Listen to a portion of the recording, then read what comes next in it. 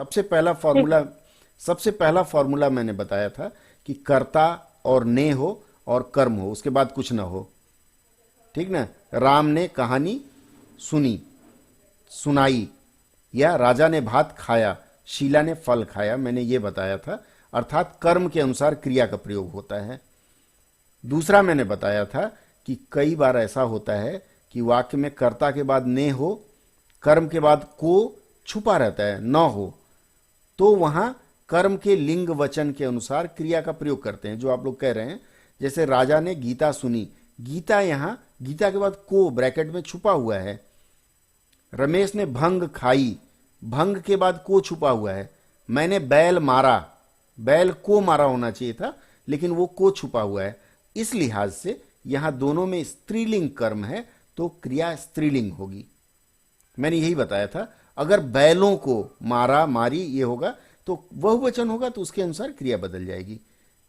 इसके बाद मैंने बताया कि एक प्रश्न देकर के मैंने बताया था कि कर्ता में कई बार का छुपा होता है या कर्म छुपा, कर्ता छुपा रहता है।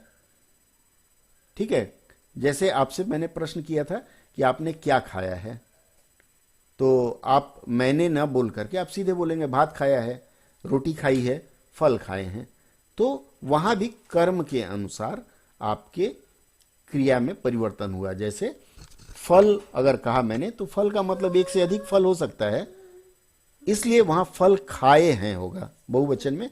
और यदि पूड़ी मैंने बोला तो पूड़ी खाई है, हो सकता है एक ही पूड़ी खाई हो। और मैंने यह भी कहा था कि आपको अगर पूड़ी पसंद हो तो कचौरी ले लीजिए मेरी तरफ से, आप कचौरी खाइए, लेकिन उसके साथ भी खाई है का प्रयोग करेंगे, स्त्रीलिंग में प्रयोग होगा। इसके बाद फिर मैं आपको लेके चला गया था, मैंने बताया था कि बहुत से कर्म भाववाचक संज्ञा में होते हैं।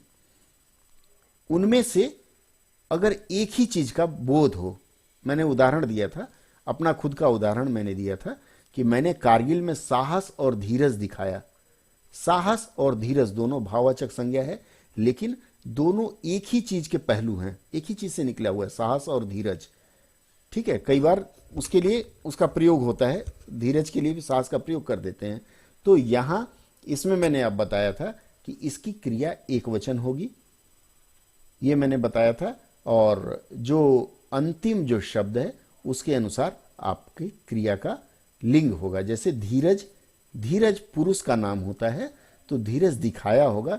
लेकिन वही मैंने आपको इंदौर का उदाहरण दिया था, मैंने बताया था कि मैंने इंदौर में सुंदरता और शालीनता देखी।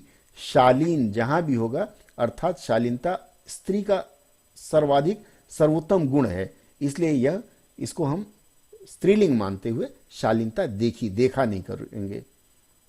एक और उदाहरण मैं अगर दे दूं कि मैंने बैल और बकरी देखी और मैंने बकरी और बैल देखा, इस तरह से मैं खरीदने के ऊपर मैंने एक उदाहरण दिया था।